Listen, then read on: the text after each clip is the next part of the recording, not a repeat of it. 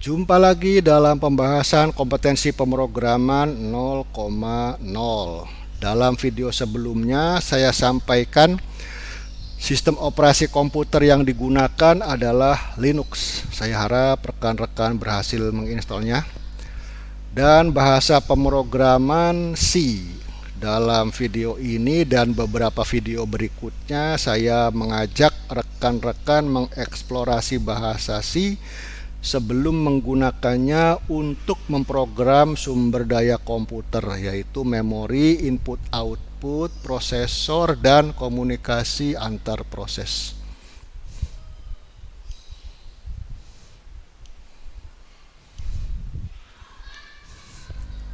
Ketika menyajikan materi bagi guru-guru SMK, saya dikritik karena terlampau cepat. Maka kali ini saya akan melakukannya pelan-pelan saja. Ada dua hal yang akan saya bicarakan, yaitu apakah function dan bagaimana berinteraksi dengan function. Kita mulai dengan program komputer, yaitu urutan perintah yang dikerjakan prosesor satu demi satu hingga selesai. Dalam bahasa C, urutan perintah itu dikemas di dalam function. Sebuah function berisi perintah pertama, kedua, dan selanjutnya hingga selesai. Misalnya kita memiliki function A dan function B. Kendali program sedang berada dalam function A. Perintah 1 dikerjakan terlebih dahulu, disusul perintah 2. Di dalam perintah 2, kendali program beralih dari function A ke function B. Kita menyebutnya function A memanggil function B. Dalam hal ini, function A bertindak sebagai caller. Di dalam function B, perintah 1 dikerjakan, lalu perintah 2, dan akhirnya return. Artinya function B mengembalikan kendali program ke function A. Di dalam function A, perintah 2 dilanjutkan perintah 3 hingga selesai. Bagaimana dengan pertukaran data? Function A memanggil function B dengan terlebih dahulu mengisi argumen-argumen function B. Kendali program pun beralih dari A ke B. Di dalam function B, argumen-argumen tersebut diolah menghasilkan value. Di akhir eksekusi, function B mengirim value tersebut bagi function A. Kendali program pun kembali dari function B ke function A. Kita memperoleh dua hal, yaitu argumen dan return value. Sehingga ada 4 opsi. Pertama, sebuah function tidak memiliki argumen dan tidak mereturn value. Opsi kedua, sebuah function tidak memiliki argumen, mereturn value. Opsi ketiga, sebuah function memiliki argumen, tidak mereturn value. Opsi keempat, sebuah function memiliki argumen, mereturn value. Mari kita bahas satu demi satu. Opsi pertama, sebuah function tidak memiliki argumen dan tidak mereturn value. Contohnya, kita membuat sebuah function bernama delay. Tugasnya menunda eksekusi 5 detik. Caller memanggil function delay tanpa perlu mengirim nilai bagi argumen. Kendali program pun beralih dari caller ke delay. Di dalam function delay, eksekusi ditunda selama 5 detik. Pada akhirnya, function delay mengembalikan kendali program ke caller tanpa mengirim value. Opsi kedua, function tidak memiliki argumen, mereturn value. Misalnya kita membuat sebuah function bernama random, tugasnya menghasilkan bilangan acak. Caller memiliki sebuah bilangan bulat A. int itu maksudnya integer atau bilangan bulat. Caller memanggil function random tanpa perlu mengisi argumen. Kendali program pun beralih dari caller ke random. Di dalam function random, bilangan bulat R menerima hasil generate random dan di akhir eksekusi mengirimkannya bagi caller yang selanjutnya diisikan ke bilangan A. Function random pun mengembalikan kendali program ke caller. Opsi ketiga, function memiliki argumen tidak mereturn value. Misalnya, function delay yang kita buat tadi dimodifikasi sehingga lamanya tunda eksekusi bisa diatur oleh caller. Caller memanggil function delay dengan terlebih dahulu mengisi bilangan 5 bagi argumen T.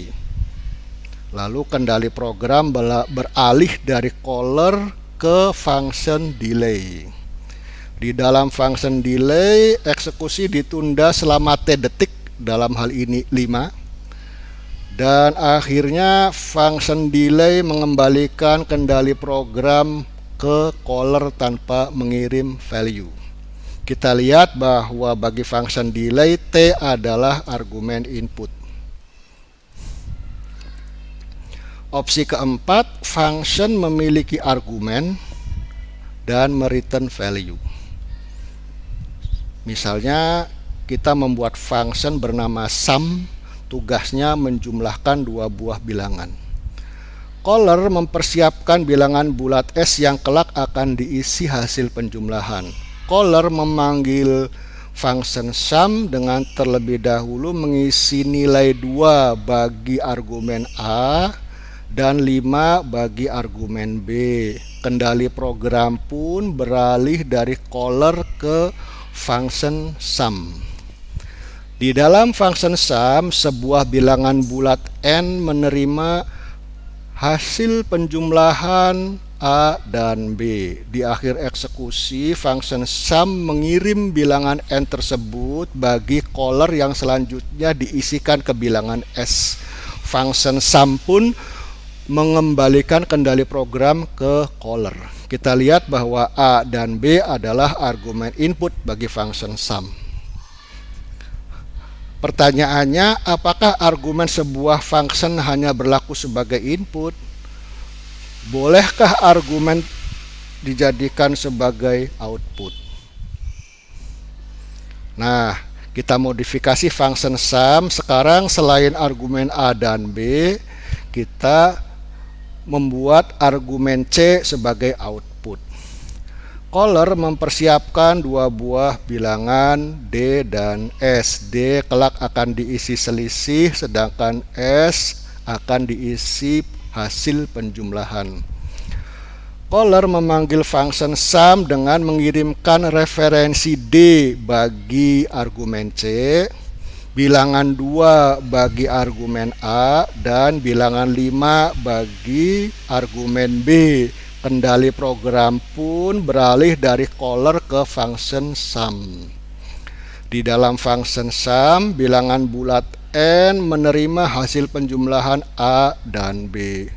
Selanjutnya, selisih A dan B dikirimkan melalui argumen output ke referensi D di sisi caller, sehingga kini D memiliki selisih bilangan-bilangan.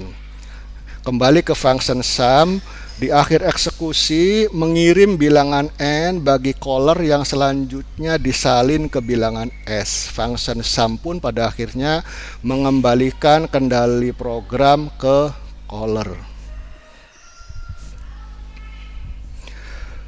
Sekarang, apakah sebuah argumen bisa berlaku sebagai input sekaligus output? Nah, kembali kita modifikasi function sum. Argumen A adalah input, sedangkan B kita jadikan input sekaligus output. Caller mempersiapkan dua buah bilangan bulat S yang kelak akan menerima hasil penjumlahan dan D yang kelak akan diisi selisih. Sebagai inisialisasi, D diisi nilai 5. Caller memanggil function sum dengan mengirim bilangan 2 bagi argumen A dan referensi D bagi argumen B. Kendali program pun beralih dari caller ke function sum. Di dalam function sum, bilangan bulat N menerima hasil penjumlahan A dan B. Lalu selisih A dan B dikirimkan melalui argumen B yang berlaku sebagai output, tentunya selain sebagai input ya. Lalu B dikirimkan ke referensi D sehingga sekarang caller memiliki selisih A dan B dalam bilangan D. Kembali ke function sum. Pada akhirnya bilangan N dikirimkan ke caller yang akan disalin ke bilangan S dan function sum pun mengembalikan kendali program ke caller. Demikian penjelasan saya tentang function, argumen, dan return value. Dalam video-video berikutnya, kita akan membuat program dalam bahasa C. Apakah rekan-rekan siap?